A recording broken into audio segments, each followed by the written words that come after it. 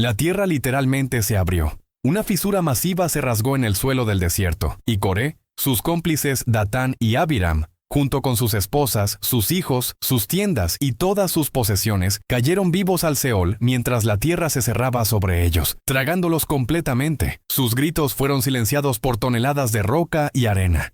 En el mismo momento, fuego salió de Jehová y consumió a los 250 líderes que habían desafiado el sacerdocio de Aarón, ofreciendo incienso no autorizado. Fue el juicio más espectacular, más aterrador y más sobrenaturalmente dramático registrado en todo el Antiguo Testamento. Un acto de destrucción divina tan impactante que toda la congregación de Israel huyó gritando: «No sea que nos trague también la tierra».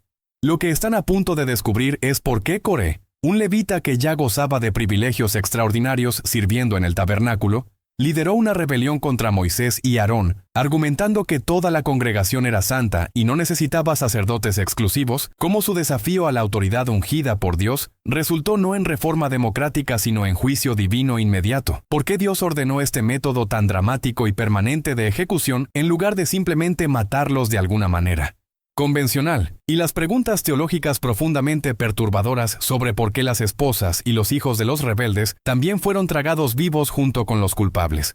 Esta es la historia completa de Coré, el levita cuya ambición espiritual disfrazada de reforma igualitaria lo llevó a desafiar el orden sacerdotal establecido por Dios mismo, cuya rebelión arrastró a 250 líderes prominentes de Israel a la muerte, y cuyo juicio fue tan memorable que se convirtió en advertencia perpetua contra la insurrección religiosa, citada por Judas en el Nuevo Testamento como ejemplo de aquellos que perecieron en la contradicción de Coré. El contexto temporal y social de esta rebelión es absolutamente esencial para entender su gravedad. La historia ocurre en el segundo año después del éxodo de Egipto, mientras Israel acampaba en el desierto entre el Sinaí y Canaán. Dios había liberado milagrosamente a Israel de la esclavitud egipcia mediante las 10 plagas, había abierto el mar Rojo para que cruzaran, los había alimentado sobrenaturalmente con maná cada mañana, les había dado agua de la roca, y había descendido en el monte Sinaí con truenos, relámpagos y fuego para darles su ley. Moisés había sido establecido como el mediador del pacto, el profeta por excelencia a través del cual Dios hablaba a la nación. Aarón, hermano de Moisés, había sido designado sumo sacerdote, y sus hijos eran los únicos autorizados para ofrecer sacrificios y ministrar en el santuario. La tribu de Leví había sido separada para servicio sagrado especial. Mientras las otras 11 tribus recibían herencia territorial en Canaán, los levitas no recibirían tierra sino que serían sostenidos por los diezmos del pueblo y vivirían en ciudades específicas dispersas entre las otras tribus. Su función era asistir a los sacerdotes aaronitas en el servicio del tabernáculo, desmantelarlo y transportarlo durante los viajes, armarlo en cada nuevo campamento, cuidar los objetos sagrados, mantener el orden en el santuario. Era posición de gran honor y privilegio espiritual. Los levitas tenían acceso al área sagrada del tabernáculo negado a los israelitas comunes. Trabajaban directamente con las cosas santas de Dios. Pero había una distinción crítica. Solo los descendientes de Aarón de la familia de Coat podían ser sacerdotes. Solo ellos podían ofrecer sacrificios en el altar, quemar incienso en el lugar santo, entrar al lugar santísimo una vez al año. Los demás levitas, aunque privilegiados, eran asistentes, no sacerdotes. Coré era levita de la familia de Coat, la misma rama de Leví de la que descendían Moisés y Aarón. Era primo de Moisés. El texto de Números 16 lo identifica. Coré, hijo de Izar, hijo de Coat, hijo de Leví.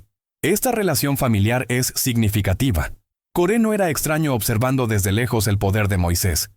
Era familia cercana que había visto todo desde dentro. Había presenciado los milagros en Egipto. Había cruzado el Mar Rojo. Había estado al pie del Sinaí cuando Dios descendió. Había visto la gloria de Dios llenar el tabernáculo. Servía regularmente en funciones levíticas sagradas. Conocía íntimamente el sistema que ahora cuestionaba. Pero Coré no estaba satisfecho con su posición privilegiada. Miraba a sus primos Moisés y Aarón, y veía poder que él creía merecer. Moisés hablaba con Dios cara a cara. Aarón entraba al lugar santísimo. Aarón llevaba el Urim y Tumim para determinar la voluntad divina. Aarón pronunciaba la bendición sacerdotal sobre Israel. Aarón y sus hijos comían de las porciones sagradas de los sacrificios. Coré servía, pero ellos oficiaban. Coré asistía, pero ellos mediaban. Y en algún momento la ambición de Coré se encendió en resentimiento que racionalizó como reforma teológica. Coré reclutó aliados. Se asoció con Datán y Abiram, hijos de Eliab de la tribu de Rubén, y On hijo de Pelet, también rubenita. La participación de rubenitas es significativa. Rubén era el primogénito de Jacob. Pero debido al pecado de Rubén con la concubina de su padre, la primogenitura había sido transferida a José. Los rubenitas quizás guardaban resentimiento histórico por esta pérdida de estatus. Además, los campamentos de los levitas coatitas y los rubenitas estaban adyacentes en el lado sur del tabernáculo, facilitando contacto y conspiración. Pero Coré no se limitó a reclutar descontentos tribales. Consiguió el apoyo de 250 líderes de la congregación, príncipes de la congregación, miembros del consejo, varones de renombre. Estos no eran israelitas comunes, sino la élite de liderazgo, representantes tribales, hombres de influencia y reputación. Que 250 líderes prominentes se unieran a la rebelión indica que Coré había articulado quejas que resonaban ampliamente. La acusación que Coré presentó contra Moisés y Aarón fue teológicamente sofisticada y políticamente astuta. Números 16, verso 3 preserva sus palabras exactas. Basta ya de vosotros, porque toda la congregación, todos ellos son santos, y en medio de ellos está Jehová. ¿Por qué, pues, os levantáis vosotros sobre la congregación de Jehová? Este argumento tiene tres componentes retóricamente poderosos. Primero, toda la congregación, todos ellos son santos. Esto era teológicamente cierto en cierto sentido. Dios había declarado en Éxodo 19, verso 6, «Y vosotros me seréis un reino de sacerdotes y gente santa». Toda la nación había sido separada para Dios, rescatada de Egipto, establecida en pacto. En ese sentido, todo Israel era santo. Coré estaba citando la teología del pacto contra la estructura sacerdotal que Dios mismo había establecido dentro de ese pacto. Segundo, en medio de ellos está Jehová. También cierto. La gloria de Dios habitaba en el tabernáculo, en medio del campamento. Dios estaba presente con todo Israel, no solo con Moisés y Aarón. La nube de día y la columna de fuego de noche eran visibles para todos. Dios había hablado los 10 mandamientos desde el Sinaí a toda la congregación. Coré apelaba a la presencia divina democrática. Tercero, ¿por qué os levantáis vosotros sobre la congregación? Esta era la acusación política. Moisés y Aarón se habían exaltado a sí mismos, habían usurpado autoridad, se habían establecido como élite religiosa separada cuando en realidad toda la congregación tenía igual acceso a Dios. Era acusación de monopolización del poder espiritual, de crear jerarquía artificial donde Dios había querido igualdad. Este argumento es notablemente moderno. Resuena con sentimientos democráticos, con desconfianza de autoridad concentrada, con énfasis en sacerdocio de todos los creyentes. Podría citarse en prácticamente cualquier debate contemporáneo sobre estructura eclesiástica, liderazgo autoritario versus comunitario, clericalismo versus igualitarismo, y ahí radica tanto su poder retórico como su error fundamental. El error de Coré era confundir santidad posicional con función sacerdotal. Sí, toda la congregación era santa en el sentido de separada para Dios, pero santidad universal no significa función idéntica. Dios había establecido diferentes roles dentro de su pueblo santo. No todos eran profetas como Moisés. No todos eran sacerdotes como Aarón. No todos eran levitas como Coré. La diversidad de función dentro de la unidad del pueblo era diseño divino, no invención humana. Pablo desarrollaría esta teología siglos después en 1 Corintios 12. Un cuerpo, muchos miembros, diferentes funciones, todas necesarias. Además, Coré ignoraba que Moisés y Aarón no se habían designado a sí mismos. Dios había llamado a Moisés desde la zarza ardiente. Dios había ordenado que Aarón fuera sumo sacerdote. Dios había dado instrucciones específicas sobre vestimentas sacerdotales, consagración, funciones. Esto no era usurpación humana sino designación divina. Desafiar a Moisés y Aarón no era desafiar ambición humana, sino orden establecido por Dios. La reacción de Moisés a la acusación revela tanto su carácter como la seriedad de la situación. Cuando oyó esto Moisés, se postró sobre su rostro. No respondió con ira defensiva ni contraataque político. Se postró, gesto de intercesión y humildad ante Dios. Luego habló tanto a Coré como a toda su compañía. Mañana mostrará Jehová quién es suyo y quién es santo, y hará que se acerque a él. Al que él escogiere, él lo acercará a sí. Esta respuesta es brillante. Moisés no defendió su autoridad apelando a sus propios méritos o experiencia. Trasladó completamente la cuestión a Dios. Mañana Jehová mostrará. No yo les mostraré, sino Dios mostrará. El conflicto no era entre Moisés y Coré, sino entre Coré y Dios. Si Moisés y Aarón se habían exaltado a sí mismos indebidamente, Dios lo revelaría. Si Dios los había establecido, Dios lo confirmaría. Moisés estaba dispuesto a dejar su autoridad completamente en manos de Dios para vindicación o rechazo. Luego, Moisés propuso una prueba específica para Coré y los levitas que lo apoyaban. Haced esto: tomaos incensarios, Coré y todo su séquito, y poned fuego en ellos, y poned en ellos incienso delante de Jehová mañana. Y el varón a quien Jehová escogiere, aquel será el santo. Los incensarios eran recipientes especiales usados para quemar incienso, función exclusivamente sacerdotal. Solo los sacerdotes aaronitas estaban autorizados a ofrecer incienso en el lugar santo del tabernáculo. Que Coré y su grupo trajeran incensarios y ofrecieran incienso sería acto de sacerdocio no autorizado, similar al pecado de Nadab y Abiú, hijos de Aarón, que habían ofrecido fuego extraño y fueron instantáneamente consumidos por fuego divino. Moisés también confrontó directamente la ingratitud de la rebelión levítica. ¿Os es poco que el Dios de Israel os haya apartado de la congregación de Israel, acercándoos a él para que ministréis en el servicio del tabernáculo de Jehová, y estéis delante de la congregación para ministrarles, y que te hizo acercar a ti, y a todos tus hermanos los hijos de Leví contigo? ¿Procuráis también el sacerdocio? Esta pregunta penetrante expuso la raíz del problema. Coré ya tenía privilegio extraordinario, que la vasta mayoría de israelitas no tenía, pero quería más. No estaba satisfecho con servir, quería oficiar. No era suficiente ser levita, quería ser sacerdote. La frase «os es poco» es devastadoramente apropiada. Dios les había dado acceso especial, función sagrada, proximidad al santuario. Pero en lugar de gratitud, había ambición. En lugar de contentamiento con llamado divino, había envidia de un llamado diferente.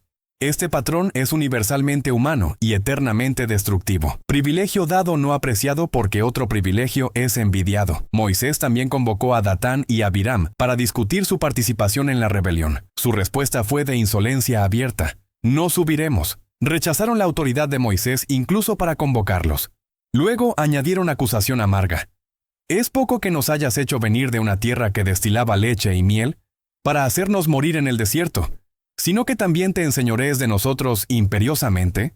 Esta reescritura de la historia era grotesca. Llamaban a Egipto, donde habían sido esclavos brutalizados, tierra que destilaba leche y miel, frase reservada para Canaán. Culpaban a Moisés por traerlos al desierto, ignorando que Dios los había liberado y que ellos mismos habían rechazado entrar a Canaán por incredulidad, resultando en los 40 años de peregrinación. Continuaron: «Además, no nos has metido tú en tierra que fluya leche y miel, ni nos has dado heredades de tierras y viñas. ¿Sacarás los ojos de estos hombres? No subiremos». Acusaban a Moisés de promesas incumplidas, como si él controlara la entrada a Canaán en lugar de Dios. La frase «sacarás los ojos» era modismo que significaba «nos engañarás» o «¿piensas que somos ciegos a tu manipulación?». Era insulto directo a la integridad de Moisés. La respuesta de Moisés a esta insolencia revela su corazón. Entonces Moisés se enojó en gran manera y dijo a Jehová: «No mires a su ofrenda, ni aun un asno he tomado de ellos, ni a ninguno de ellos he hecho mal». Moisés se enojó, pero incluso en su ira apeló a Dios. No organizó contraataque político. Proclamó su integridad. No había robado ni un asno. No había explotado su posición para ganancia personal. No había perjudicado a nadie. Esto era defensa de carácter ante Dios, no ante el pueblo. A la mañana siguiente la confrontación alcanzó su clímax. Coré reunió a toda la congregación contra Moisés y Aarón a la puerta del tabernáculo de reunión. Este detalle es significativo. Coré había conseguido movilizar a todo Israel, o al menos una multitud masiva, para presenciar su desafío. Esto no era disputa privada, sino golpe público diseñado para deslegitimar el liderazgo de Moisés mediante demostración de apoyo popular. Los 250 líderes trajeron sus incensarios, cada uno con fuego e incienso, preparados para realizar acto sacerdotal colectivo no autorizado. Entonces ocurrió algo que cambió la naturaleza completa de la confrontación. Entonces la gloria de Jehová apareció a toda la congregación. La presencia visible de Dios se manifestó, presumiblemente como la nube brillante que habitualmente descansaba sobre el tabernáculo, pero ahora intensificada y claramente visible para todos. Cuando Dios aparece, el debate humano termina. La presencia divina transforma disputa política en juicio teológico. Dios habló a Moisés y Aarón: «Apartaos de en medio de esta congregación y los consumiré en un momento». La intención divina era destruir inmediatamente a toda la congregación reunida. no solo a Coré y sus cómplices, sino a todos los que se habían reunido para apoyar la rebelión. Esta respuesta puede parecer extremadamente severa, pero refleja la gravedad del pecado. No era simplemente insatisfacción con liderazgo, sino rechazo de orden establecido por Dios mismo. Desafío a la autoridad divina expresada a través de líderes designados divinamente. La respuesta de Moisés y Aarón revela su papel como intercesores verdaderos, en contraste con los rebeldes que afirmaban representar al pueblo. Y ellos se postraron sobre sus rostros y dijeron: Dios, Dios de los espíritus de toda carne, ¿no es un solo hombre el que pecó? ¿Y te airarás contra toda la congregación? Esta intercesión es notable por varias razones. Primero, incluso cuando Dios amenazaba con destruir a quienes cuestionaban su autoridad, Moisés y Aarón intercedieron por ellos. No aprovecharon la oportunidad de eliminar oposición. Segundo, apelaron a la justicia proporcional de Dios. Un hombre, Coré, había liderado la rebelión. ¿Por qué castigar a todos? Tercero, el título que usaron, Dios de los espíritus de toda carne. Enfatizaba que Dios conocía los corazones individuales y podía distinguir entre instigadores culpables y seguidores engañados.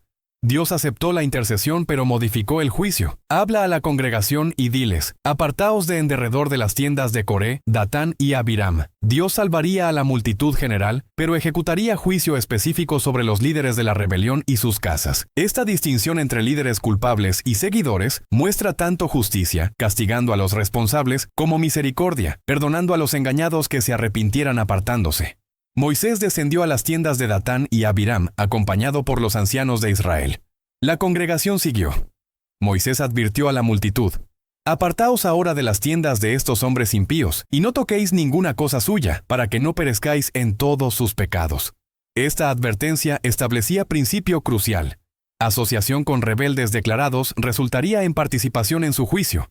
Apartarse físicamente de sus tiendas era acto de disociación espiritual de su pecado. El texto nota: y se apartaron de las tiendas de Coré, de Datán y de Abiram en derredor. La congregación obedeció, creando espacio entre ellos y los condenados. Pero Datán y Abiram no mostraron arrepentimiento. Y Datán y Abiram salieron y se pusieron a las puertas de sus tiendas, con sus mujeres, sus hijos y sus pequeñuelos. Permanecieron desafiantes, parados ostentosamente a las entradas de sus tiendas con sus familias, en rechazo visible de la advertencia de Moisés. Entonces Moisés pronunció una de las profecías más dramáticas y públicamente verificables de toda la Escritura. En esto conoceréis que Jehová me ha enviado para que hiciese todas estas cosas, y que no las hice de mi propia voluntad. Si como mueren todos los hombres, murieren estos. O si ellos al ser visitados siguen la suerte de todos los hombres, Jehová no me envió.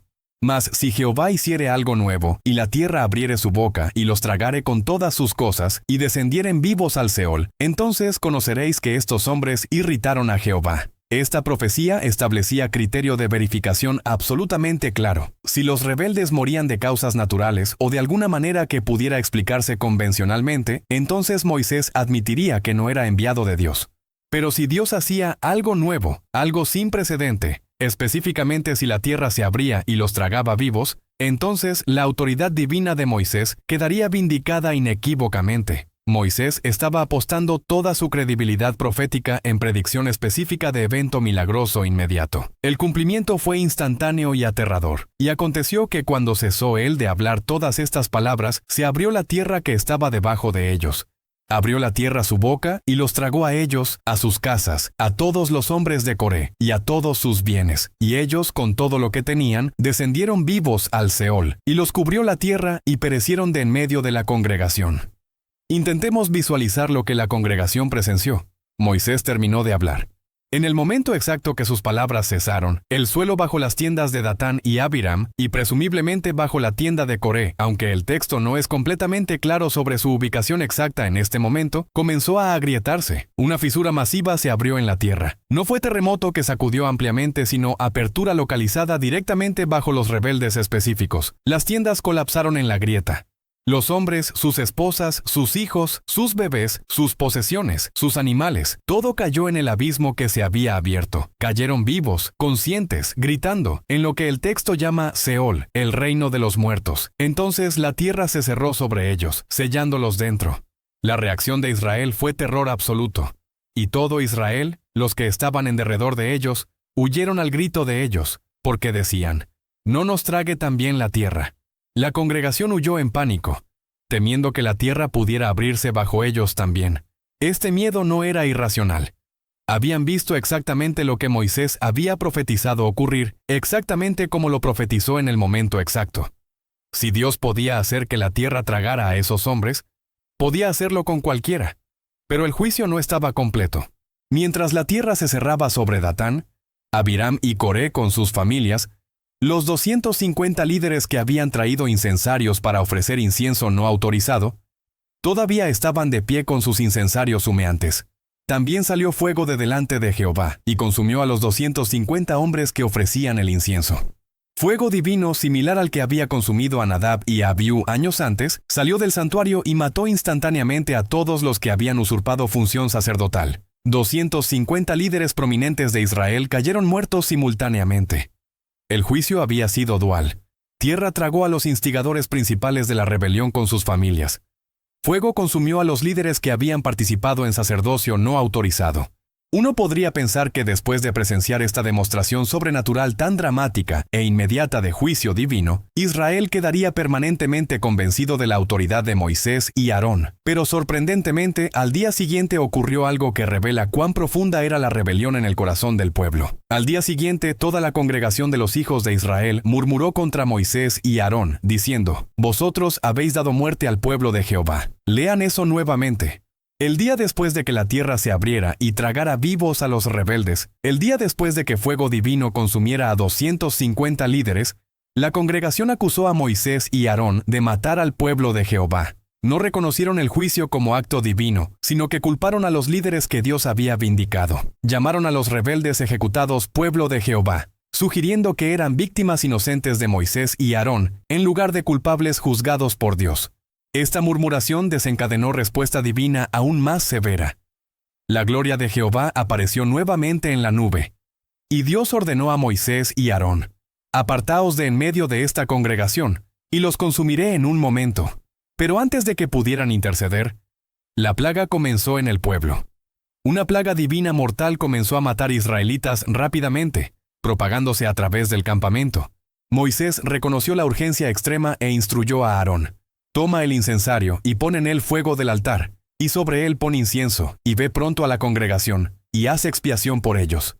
Aarón corrió hacia la congregación con el incensario humeante, posicionándose literalmente entre los muertos y los vivos. El texto dice: «Y se puso entre los muertos y los vivos y cesó la plaga».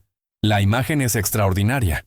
El sumo sacerdote con incienso de expiación, formando barrera física y espiritual entre aquellos ya muertos por la plaga y aquellos todavía vivos, intercediendo activamente, y la plaga deteniéndose en ese punto exacto. Pero el costo había sido devastador. Y los que murieron en aquella plaga fueron 14,700, sin los muertos por la rebelión de Coré. 14,700 israelitas murieron en cuestión de minutos u horas porque se negaron a reconocer el juicio divino del día anterior y culparon a los líderes que Dios había vindicado. Para confirmar finalmente y de manera irrefutable el sacerdocio de Aarón, Dios ordenó una prueba final. Cada tribu debía traer una vara con el nombre del líder tribal escrito en ella. Las 12 varas, incluyendo la vara de Aarón representando a Leví, fueron colocadas en el tabernáculo delante del testimonio durante la noche. Dios declaró: «Y florecerá la vara del varón que yo escoja». A la mañana siguiente, he aquí que la vara de Aarón de la casa de Leví había reverdecido, y echado flores, y arrojado renuevos, y producido almendras. De las 12 varas muertas, solo la de Aarón había brotado milagrosamente a la vida completa, hojas, flores y fruto maduro simultáneamente. Esta vara fue preservada permanentemente en el tabernáculo como testimonio contra los rebeldes. Las lecciones de Coré son múltiples y permanentes. Primero, ambición espiritual disfrazada de reforma igualitaria puede ser rebelión contra orden divino. Segundo, privilegio dado no apreciado porque otro privilegio es envidiado, destruye gratitud y genera ingratidez mortal. Tercero, desafiar autoridad ungida por Dios es desafiar a Dios mismo. Cuarto, consecuencias del pecado afectan no solo a culpables, sino a familias y comunidades enteras. Quinto, incluso juicio divino espectacular no garantiza arrepentimiento genuino en corazones endurecidos.